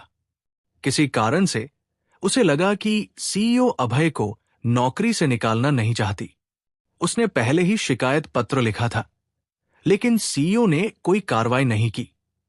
कोई चारा न होने पर उसने अपने पिता से बदला लेने को कहा। अभय अभी सीईओ के ऑफिस में घुसा ही था कि उसने सुना कि वो शालिनी से उसे नौकरी से निकालने की मांग कर रहे हैं। वो तुरंत नाराज हो गया। क्या बकवास है! मैंने कंपनी के लिए साझेदारी तय करने के लिए इतनी मेहनत की। मैंने अपनी ईमानदारी का भी त्याग किया और रूपा सिन्हा को अपनी बहन बनाने के लिए सहमत हो गया। लेकिन आप लोगों ने शिकायत करने की हिम्मत की और मुझे नौकरी से निकालना चाहते हैं। वो उसकी पीठ पीछे चाकू मार रहे थे। ये एक नीच हरकत थी और इसे बर्दाश्त नहीं किया जा सकता था। धड़ाम! अभय दरवाजा खटखटाए बिना सीधे अंदर चला गया। कौन मुझे नौकरी से निकालना चाहता है? अभय बड़े कदमों से ऑफिस में घुसा और गुस्से से बोला, आप कौन हैं? बिना दरवाजा खटखटाए आप अंदर कैसे आ सकते हैं? क्या आपको नियम पता है? जियान जुन ने भौहें सिकोड़ते हुए उपदेश दिया। वो अभय से पहले कभी नहीं मिला था, इसलिए उसे नहीं पता था कि ये युवक वही शख्स है जिसे वो नौकरी से निकालना चाहता था। मैं दस्तक दूं या नहीं, इससे आपको कोई मतलब नहीं है। आप कौन है? अभय ने इस गंजे मोटे आदमी को देखा और हल्के से कहा, मैं कंपनी का उपाध्यक्ष हूं। तुमने मुझसे इस तरह बात करने की हिम्मत कैसे की? क्या अब तुम्हें अपनी गलती का एहसास हुआ? जियान जुन ने ठंडी मुस्कान दी और एक बड़े अधिकारी का घमंडी अंदाज अपनाया। कंपनी में कुछ बड़े अधिकारी कर्मचारियों के सामने घमंडी व्यवहार करना पसंद करते थे। ओह, आप उपाध्यक्ष हैं। माफ करें, माफ करें। क्या मैं पूछ सकता हूं कि आप मुझे नौकरी से क्यों निकालना चाहते हैं? क्या मैंने आपकी पत्नी के साथ कुछ गलत किया था? या आप पागल हैं? अभय ने ठंडी मुस्कान के साथ अपमान किया। बुद्ध को धूप की जरूरत है और आदमी को आत्मसम्मान की। अगर तुम मुझसे परेशानी मोल लेने की कोशिश करोगे तो मैं जवाब दूंगा। अगर आप उपाध्यक्ष हैं तो कौन परवाह करता है? अगर आप मुझे उपदेश देने और यहां तक कि मुझे नौकरी से निकालने की हिम्मत करते हैं तो आप मेरे दुश्मन हैं। अभय का विश्वास था कि अपने दुश्मनों का बेरमी से अपमान करना और उनकी पिटाई करना चाहिए। एक समझदार व्यक्ति ने कहा था कि अपने दोस्तों के साथ अच्छा व्यवहार करो और अपने दुश्मनों के साथ नरमी मत बरतो। भाई, तुमने मेरा अपमान करने की हिम्मत की। क्या तुम्हें नहीं पता कि मैं उपाध्यक्ष हूं? मुझे पता है, तुम्हें पता है, फिर भी मेरा अपमान करने की हिम्मत कैसे कर रहे हो? मेरे पास तुमसे ज्यादा ताकत है और मेरा दर्जा भी तुमसे ऊंचा है। एक आदेश पर मैं तुम्हें नौकरी से निकाल सकता हूं। क्या तुम्हें मुझ पर यकीन है? जियान जुन ने धमकी दी। उसका चेहरा लाल था। कंपनी के उपाध्यक्ष के रूप में उसके पास बहुत ताकत थी और उसका स्थान शालिनी से ठीक नीचे था। वो कंपनी में अपनी ताकत का गलत इस्तेमाल करने के आदी थे। उन्हें इस बात की आदत थी कि कर्मचारी उनकी चापलूसी करते थे और उनके साथ सम्मान से पेश आते थे। अब इस युवक ने उसका अपमान करने की हिम्मत की। वो मरना चाहता था। मैं अच्छाई और बुराई में साफ अंतर करता हूं। बेशक मैं आपका अपमान करूंगा क्योंकि आप मुझे नौकरी से निकालना चाहते हैं। आप कितने मूर्ख हैं। अभय ने अपनी आंखें घुमाई और तिरस्कार के साथ कहा। उसे लगा कि उसके सामने बैठा ये आदमी मंदबुद्धि है। अगर तुम नहीं कहते कि मुझे नौकरी से निकालना चाहते हो तो मैं तुम्हारा अपमान क्यों करूंगा? आप अभय हैं, वही शख्स जिसने मेरे बेटे को मारा था। अभय की बातें सुनकर जियान जुन एक पल के लिए स्तब्ध रह गया। फिर उसे एहसास हुआ कि ये युवक वही आदमी था जिसे वो नौकरी से निकालना चाहता था। वो पहले कभी अभय से नहीं मिला था, आज पहली बार उससे मिला था। लेकिन इस मुलाकात ने उसे और गुस्सा दिला दिया और उसे इस आदमी को नौकरी से निकालने के लिए और दृढ़ कर दिया। तो आप किरण के पिता हैं। कोई आश्चर्य नहीं कि आप दोनों मुझसे परेशानी मोल लेने की कोशिश करते हैं। आप दोनों घमंडी लोग हैं। जब उसे पता चला कि वो आदमी किरण का पिता है तो अभय और सख्त हो गया। सीईओ, आपने भी देखा, ये आदमी अभय खुलेआम दूसरों का अपमान करता है और अपने से ऊंचे अधिकारियों का सम्मान नहीं करता। उसने अपने वरिष्ठ को पीटने की भी हिम्मत की। कृपया उसे नौकरी से निकाल दें। जियान जुन ने अपना सिर घुमाया और शालिनी से कहा। वो जानता था कि वो इस युवक से मौखिक लड़ाई में नहीं जीत सकता। वो सिर्फ सीईओ से उसे नौकरी से निकालने के लिए कह सकता था। उपाध्यक्ष जियान जुन, मैं फिर से कहती हूं, मैं अभय को नौकरी से नहीं निकालूंगी। शालिनी के चेहरे पर नाराजगी की झलक दिखाई दी। वो जियान जुन से और ज्यादा नाराज हो गई। पहले वो जियान जुन को अंकल कह रही थी, अब वो उसे उपाध्यक्ष कह रही थी। ये इस बात का संकेत था कि वो नाराज थी। सीईओ, मैं जानना चाहता हूं, आप अभय को नौकरी से निकालने से क्यों मना कर रही है? जियानजुन ने जब सुना कि वो उसे उपाध्यक्ष कह रही है, तो वो हैरान रह गया। उसे पता था कि सीईओ उससे नाराज है, लेकिन उसे ये समझ नहीं आया कि सीईओ ने अभय को नौकरी से निकालने के बजाय उसे क्यों बचाया। उपाध्यक्ष जियानजुन, मैं आपको बता दूं, अभय अभी रूपा सिन्हा के साथ साझेदारी की देखरेख कर रहे हैं। वो कंपनी के लिए बहुत जरूरी है, इसलिए मैं उन्हें नौकरी से नहीं निकाल सकती। शालिनी ने भौहें सिकोड़ते हुए ठंडे स्वर में कहा, क्या मजाक है? उनके जैसा साधारण कर्मचारी रूपा सिन्हा के साथ साझेदारी कैसे कर सकता है? मुझे इस पर यकीन नहीं होता। जियानजुन ने अविश्वास में अपना सिर हिलाया। रूपा सिन्हा सिन्हा कॉरपोरेशन की प्रेसिडेंट थी। सिन्हा कॉरपोरेशन हुआशिया की एक शीर्ष कंपनी थी। कोई रास्ता नहीं था कि वो अभय जैसे साधारण कर्मचारी से प्रभावित होती। तो अगर मैं रूपा सिन्हा के साथ साझेदारी पर हस्ताक्षर कर सकूं तो क्या होगा? अभय ने जियानजुन की बातें सुनकर ठंडी मुस्कान के साथ कहा। उसकी आंखों में तिरस्कार की चमक उभर आई। अगर आप कुछ हासिल नहीं कर सकते, तो इसका मतलब यह नहीं कि मैं भी नहीं कर सकता। मैंने न सिर्फ रूपा सिन्हा के साथ साझेदारी पर हस्ताक्षर किए हैं, बल्कि वो मेरी बहन भी बन गई है। अगर तुम सचमुच रूपा सिन्हा के साथ साझेदारी कर सकते हो, तो मैं तुमसे माफी मांगूंगा। अगर नहीं कर पाए, तो मैं तुम्हें नौकरी से निकाल दूंगा। जियानजुन ने अविश्वास में अपना सिर हिलाया। ठीक है, मैं रूपा सिन्हा के साथ अपना अनुबंध दिखाऊंगा। अभय ने हल्के से मुस्कुराया और अनुबंध निकालने के लिए तैयार हो गया। लेकिन अगले ही पल उसके चेहरे का भाव बदल गया। अरे नहीं, अनुबंध मेरे बैग में है और मैं इसे रूपा सिन्हा की कार में छोड़ आया हूं। मुझे खेद है, मैंने अनुबंध रूपा सिन्हा की कार में छोड़ दिया है। अभय का चेहरा अजीब हो गया। वो जियानजुन को जवाब देने के लिए अनुबंध निकालने के लिए तैयार था, लेकिन वो अनुबंध भूल गया था। आप किससे झूठ बोल रहे हैं? आपने अनुबंध रूपा सिन्हा की कार में छोड़ दिया? क्या वो आपको यहां तक छोड़ने आई थी? जियानजुन ने तिरस्कार के साथ कहा। प्रेसिडेंट रूपा सिन्हा आपको एक साधारण कर्मचारी को क्यों छोड़ेंगी?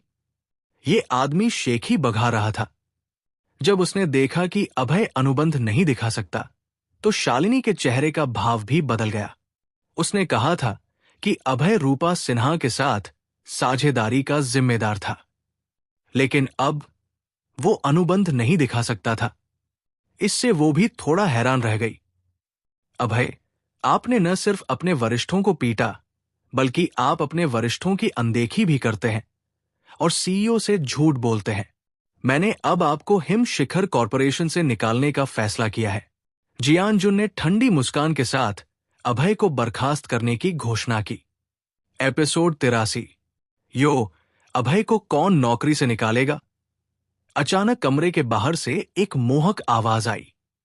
रूपा सिन्हा लाल पोशाक पहने हुए, लाल ऊंची एड़ी के जूतों के साथ एक सुंदर आकृति के साथ अंदर चली गई। अभय को कंपनी में वापस छोड़ने के बाद वो जाने की तैयारी कर रही थी, लेकिन कार में अनुबंध देखकर वो रुक गई। उन्हें एहसास हुआ कि अभय अनुबंध भूल गया है, इसलिए वो उसे लेकर आई। उन्हें यह ध्यान नहीं था कि जब वो अंदर आई तो उन्होंने सुना कि कोई अभय को नौकरी से निकालने वाला है। इससे वो बहुत नाखुश हो गई। अभय अब उनका भाई था। उसे परेशान करने की बारी अब दूसरों की नहीं थी। अगर कोई ऐसा करेगा तो वो खुद होंगी। आप कौन हैं? आपको अंदर किसने आने दिया? जियानजुन रूपा सिन्हा को नहीं जानता था। उसे बस इतना लगा कि उसके सामने वाली महिला बहुत सुंदर है, इसलिए उसने पूछा। बेशक जियानजुन की हैसियत के साथ वो रूपा सिन्हा से संपर्क भी नहीं कर सकता था। निश्चित रूप से सिन्हा कॉरपोरेशन के चैरिटी भोज में हिम शिखर कॉरपोरेशन को आमंत्रित नहीं किया गया था। शालिनी वहां इसलिए शामिल हो पाई थी क्योंकि अभय ने रूपा सिन्हा से निमंत्रण कार्ड मांगा था। सिन्हा कॉरपोरेशन बहुत बड़ा था और औसत लोगों की नजर में भी नहीं आता था। हिम शिखर कॉरपोरेशन उनके लिए बहुत छोटा था। मैंने अभी सुना कि आप अभय को नौकरी से निकालने वाले हैं, है ना? रूपा सिन्हा ने आकर्षक ढंग से मुस्कुराया। उनकी खूबसूरत आंखों में चालाकी की एक चमक थी। वो मन ही मन सोचने लगी कि चूंकि उनके सामने वाला शख्स अभय को नौकरी से निकालने वाला था, तो क्या उन्हें उसे अपने यहां रख लेना चाहिए। ये एक ऐसा मौका था जिसे उन्हें जरूर पकड़ना चाहिए। हां, अभय ने सीईओ को धोखा दिया और अपने वरिष्ठों को पीटा। हम स्वाभाविक रूप से उसे नौकरी से निकालना चाहते हैं, जियान जुन ने हल्के से मुस्कुराते हुए कहा। हालांकि वो अपने सामने खड़ी सुंदरी को नहीं जानता था, फिर भी उसने पूछा और वो जवाब देने में खुश था। ओह भाई, हिम शिखर कॉरपोरेशन आपको नौकरी से निकालना चाहता है। कोई भी आपको यहां नहीं चाहता, लेकिन आपकी बहन आपको चाहती है, इसलिए मैं आपको काम पर रख लूंगी। रूपा सिन्हा ने आकर्षक ढंग से मुस्कुराया। उनकी खूबसूरत आंखों में खुशी की झलक थी, जो अभय को एक मोहक मुस्कान दिखा रही थी। ये बहुत आकर्षक था। आसपास के लोग मंत्रमुग्ध हो गए। चालाक औरत। रूपा सिन्हा के मोहक रूप को देखकर शालिनी ने मन ही मन उसे डांटा। उनके मन में उसकी बहुत बुरी छवि थी। रूपा सिन्हा ने अभी अभी भाई और बहन वाली बात का जिक्र किया था। वो क्या था? शालिनी के चेहरे का भाव ठंडा हो गया। वो थोड़ी उलझन में थी। क्या ऐसा हो सकता है कि ये दोनों एक साथ हो गए हों? शायद नहीं। रूपा सिन्हा का इतना ऊंचा दर्जा था, वो अभय को कैसे पसंद कर सकती थी? हालांकि अपने दिल में ये सोचकर वो थोड़ी चिंतित थी। मैं फंस गया हूं। ये बहन मुझे परेशान करना चाहती है। रूपा सिन्हा की चालाक नजर देखकर अभय को पता चल गया कि उसने ये जानबूझकर किया है। उसने जानबूझकर कहा कि वो शालिनी को दिखाने के लिए सीईओ के सामने उसकी बहन थी। उसे लगा कि रूपा सिन्हा से निपटना आसान नहीं था। बहन, सबसे पहले आपका धन्यवाद, लेकिन मैं हिम शिखर कॉरपोरेशन में अच्छा काम कर रहा हूं। मैं आपकी कंपनी में नहीं जाऊंगा। अभय ने हल्के से मुस्कुराकर रूपा सिन्हा की कंपनी में जाने से मना कर दिया। इसके अलावा बहन आपको चाहती है, शब्दों ने अभय को असहज और परेशान महसूस कराया। शालिनी बहुत संभवतः गलत समझेंगी। इस चालाक औरत का कौशल बहुत मजबूत था। जब दो महिलाएं एक साथ आती है तो उनमें लड़ाई हो जाती है, जिससे वो बहुत परेशान हो जाता है। भाई, उस नीच अभय ने वाकई रूपा सिन्हा को बहन कहा है। ये चालाक औरत वाकई मेरे पति को लुभा रही है। शालिनी के ठंडे चेहरे पर हल्का गुस्सा झलक रहा था और वो रूपा सिन्हा को घूर रही थी। हालांकि अभय उनका पति था, वो उसे कभी भी रूपा सिन्हा के पास नहीं जाने देंगी, जो उनके लिए खतरा थी। जाओ शालिनी, इस चालाक औरत को सबक सिखाओ। उन्होंने मन ही मन खुद को खुश किया। मिस सिन्हा, परेशान मत होइए। हमारा हिम शिखर कॉरपोरेशन अभय को नौकरी से नहीं निकालेगा। शालिनी ने रूपा सिन्हा को ठंडी नजर से देखा। उनकी खूबसूरत आंखों में चेतावनी का भाव था। उनका इरादा साफ था। चाहे कुछ भी हो, मैं अभय को नौकरी से नहीं निकालूंगी। आप चाहती है कि अभय आपकी कंपनी में काम करे? ये बिल्कुल नहीं होगा।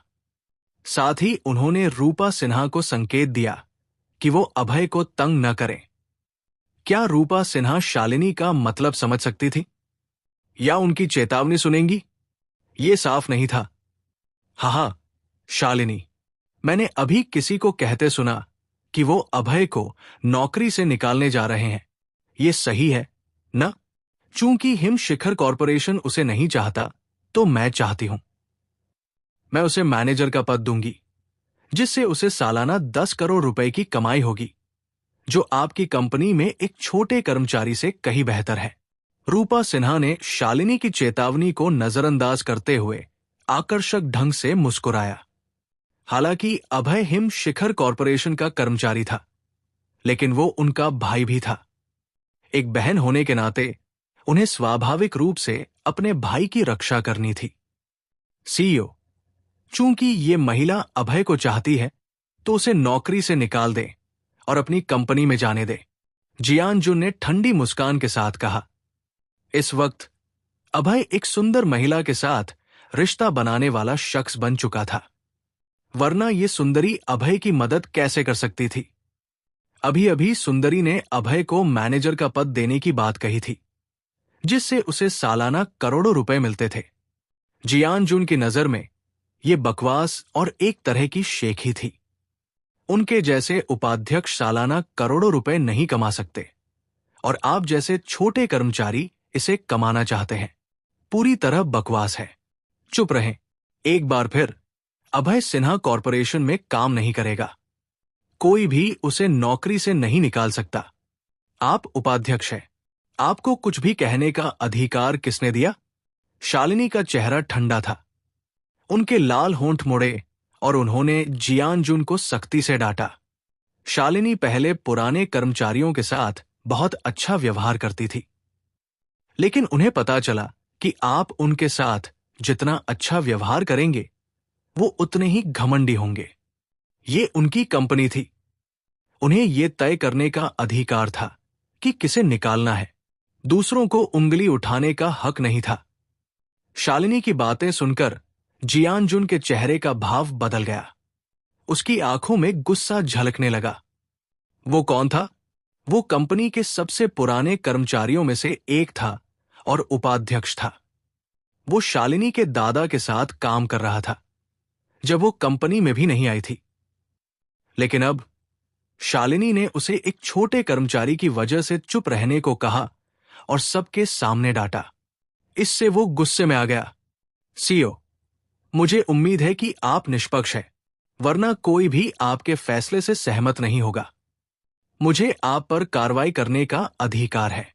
अगर अभय सचमुच सिन्हा कॉरपोरेशन के साथ अनुबंध ला सकता है तो मैं माफी मांगूंगा और चला जाऊंगा, वरना यह धोखा है।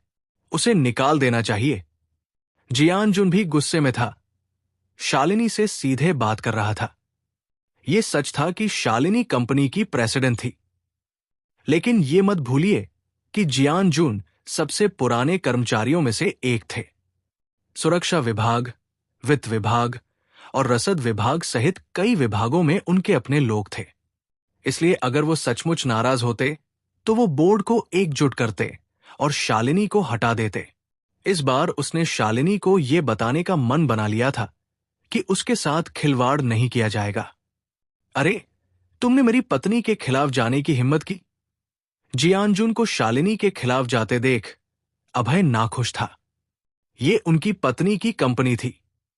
कुछ साल पहले जब कंपनी दिवालिया होने की कगार पर थी, तो मेरी पत्नी ही दिन रात मेहनत कर रही थी ताकि कंपनी को बचाया जा सके और इसे कई सौ करोड़ रुपए की बड़ी कंपनी बनाया जा सके।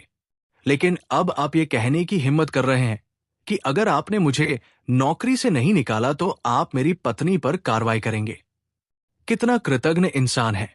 आपके दयालु दिल को कुत्तों ने खा लिया। बहुत बुरा। ऐसे कृतज्ञ इंसान के लिए अभय बहुत नफरत करता था। उसने उसे सबक सिखाने का फैसला किया और उसे ये समझा दिया कि ये उसकी पत्नी की कंपनी है। ये उसका काम नहीं है कि वो अपनी मर्जी से शान दिखाए। एपिसोड 84।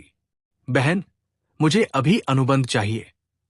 अभय रूपा सिन्हा के पास गया, उनके हाथ से अनुबंध लिया और फिर जियान जुन की ओर चला गया।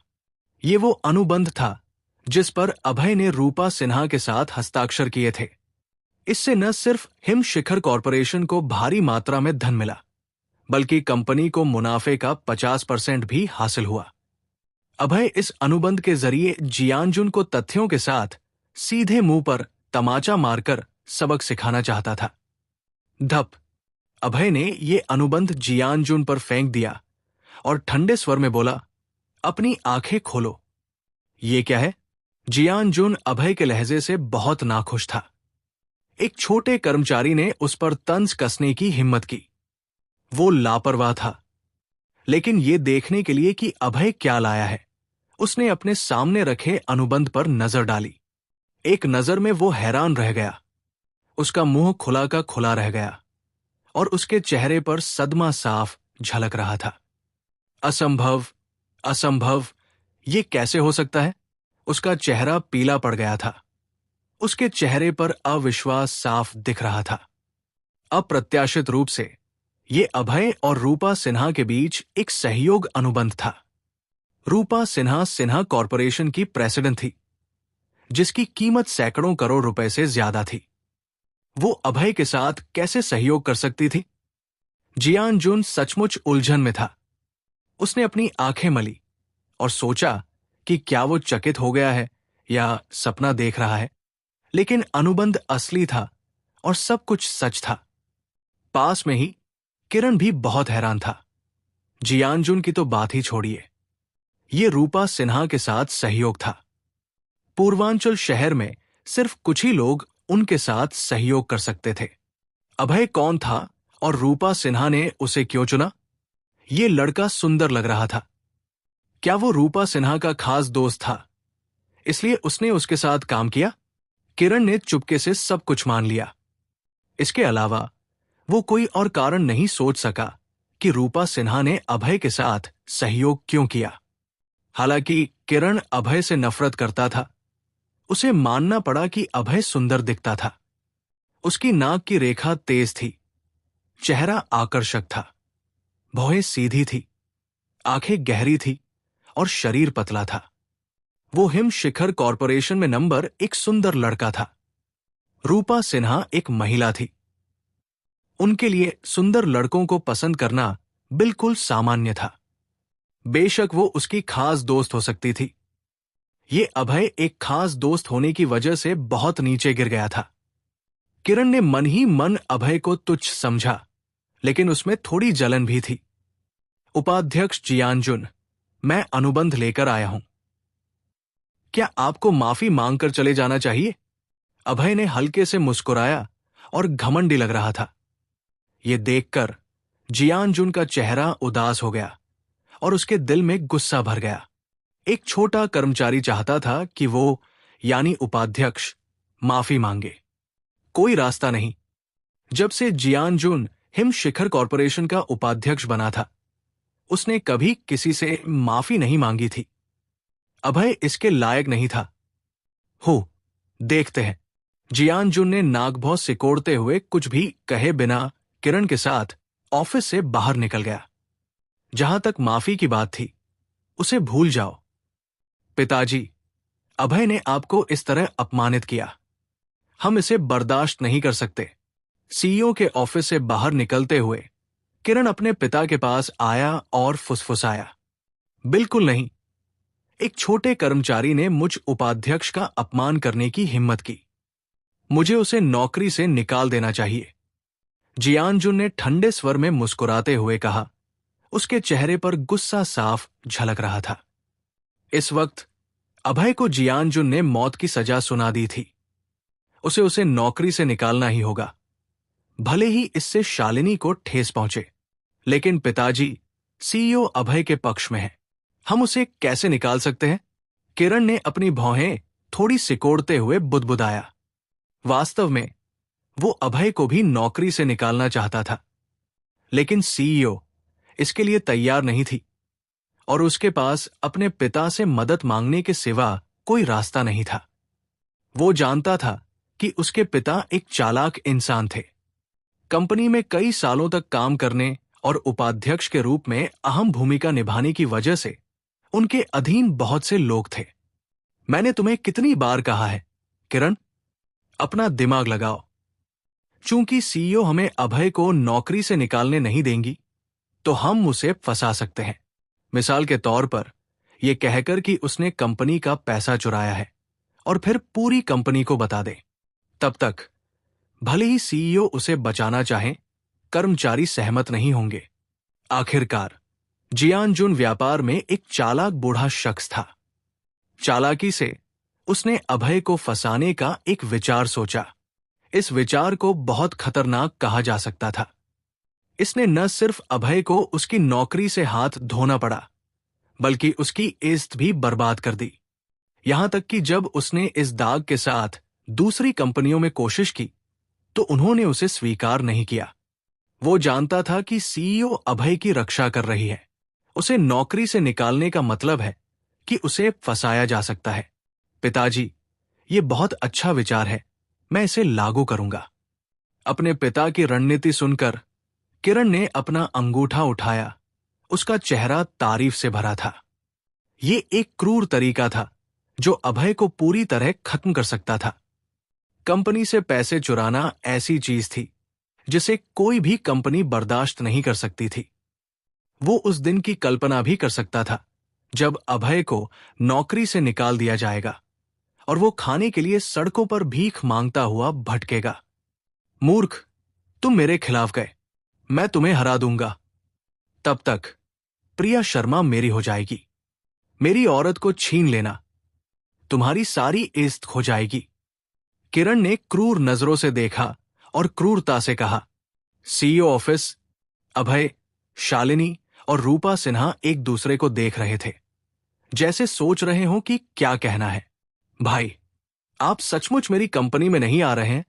रूपा सिन्हा ने आकर्षक ढंग से मुस्कुराया। उनकी पलकें ऊपर नीचे हिल रही थी जब उन्होंने अभय की ओर देखा और मोहक ढंग से कहा। वो जानबूझकर शालिनी के सामने ये नजारा दिखा रही थी ताकि उनकी प्रतिक्रिया देख सकें, क्योंकि उन्हें पता था कि शालिनी और अभय के बीच एक खास रिश्ता था।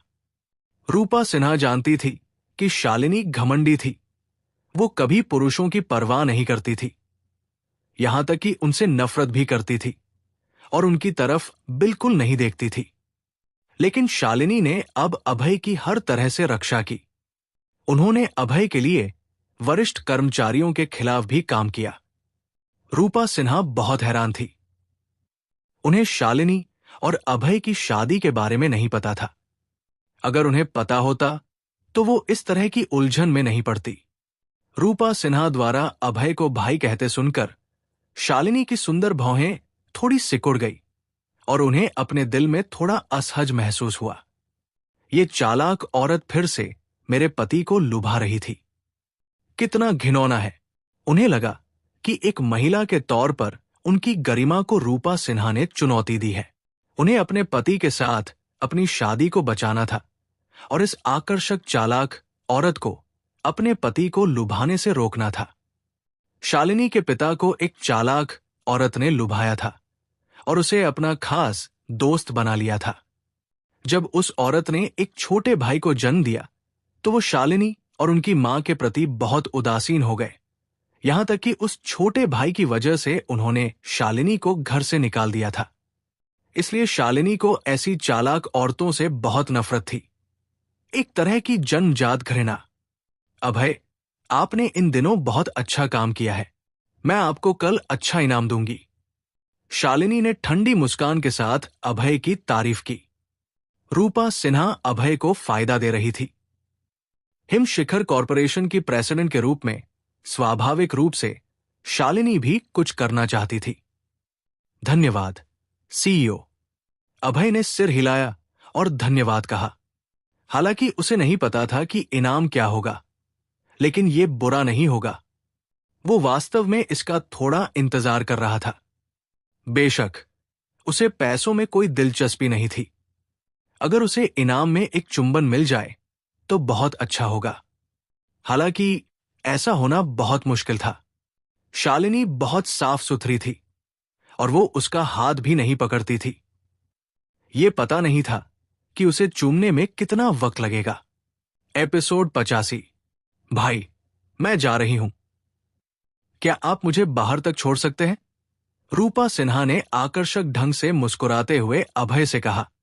उन्हें एहसास हुआ कि किसी कारण से अभय हिम शिखर कॉरपोरेशन को नहीं छोड़ेगा, इसलिए उन्हें हार माननी पड़ी। बेशक अभय के साथ अपने रिश्ते को बेहतर करना और शालिनी को नाराज करना भी एक शानदार बात थी। महिलाओं के बीच दो तरह के रिश्ते होते थे, सबसे अच्छी दोस्त और दुश्मन। जाहिर है रूपा सिन्हा और शालिनी सबसे अच्छी दोस्त नहीं थी, तो स्वाभाविक रूप से वो दुश्मन थी। इसके अलावा दोनों का स्वभाव बिल्कुल अलग था। एक ठंडी थी और दूसरी आकर्षक। वो एक दूसरे से बिल्कुल मेल नहीं खाती थी और एक दूसरे को पसंद नहीं करती थी। ये सुनकर कि रूपा सिन्हा उसे बाहर छोड़ना चाहती थी। अभय के चेहरे का भाव थोड़ा बदल गया। उसे लगा कि शालिनी भाई और बहन के रिश्ते की वजह से उससे काफी नाखुश थी। अगर वो आज रात रूपा सिन्हा को छोड़कर घर वापस जाता है तो क्या शालिनी उसे सजा के तौर पर कुछ अजीब करने को कहेगी? अपनी पत्नी के सामने किसी दूसरी महिला को छोड़ना थोड़ा अजीब था।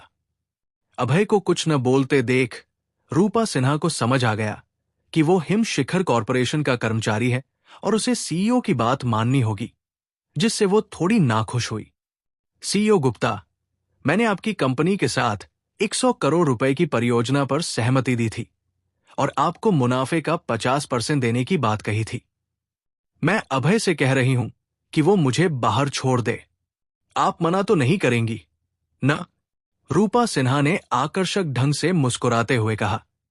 अभय, चूंकि मिस सिन्हा ने ऐसा कहा है, आप उन्हें बाहर छोड़ देंगे।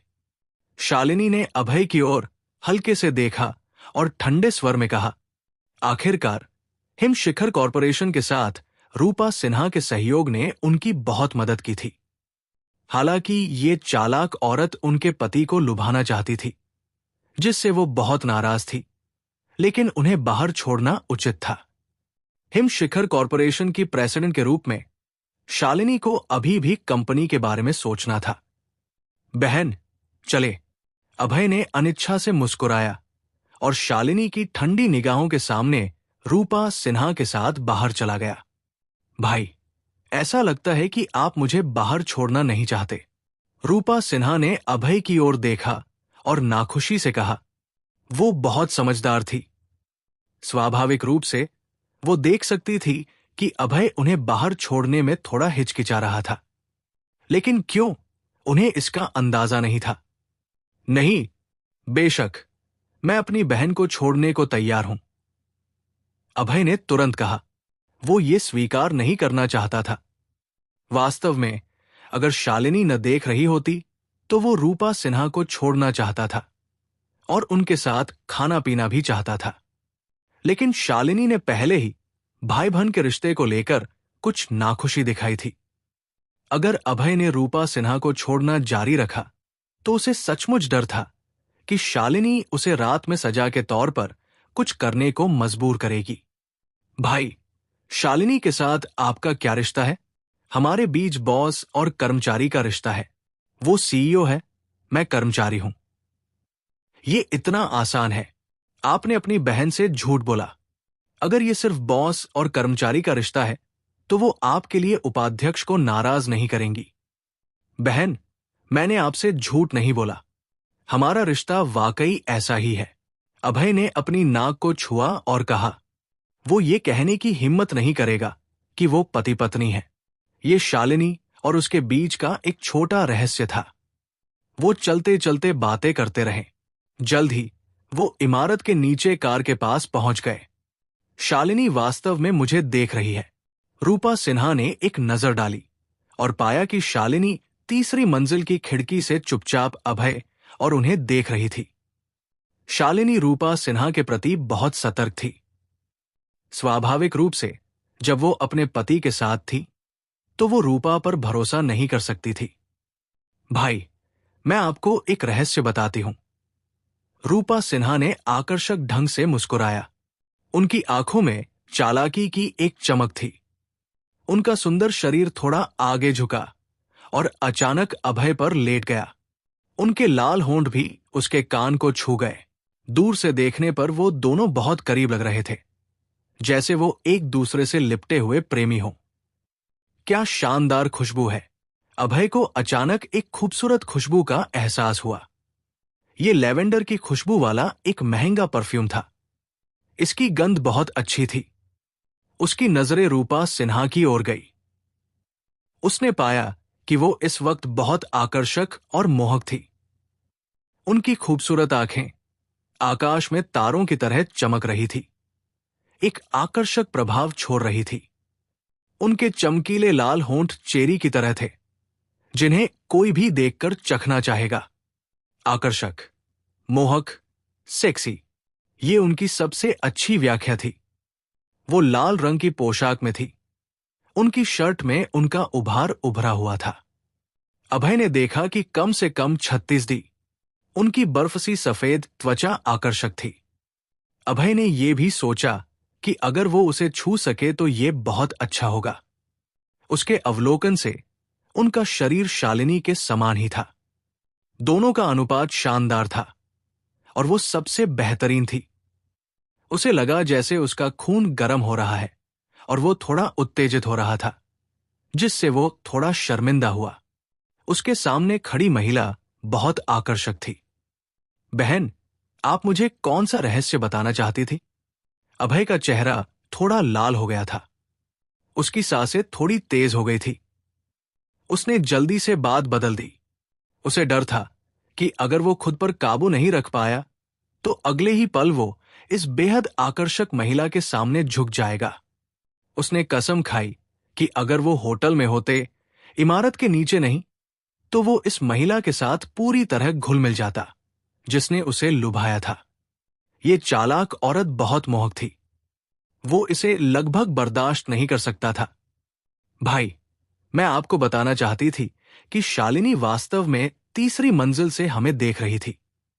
मैंने ये जानबूझकर किया था।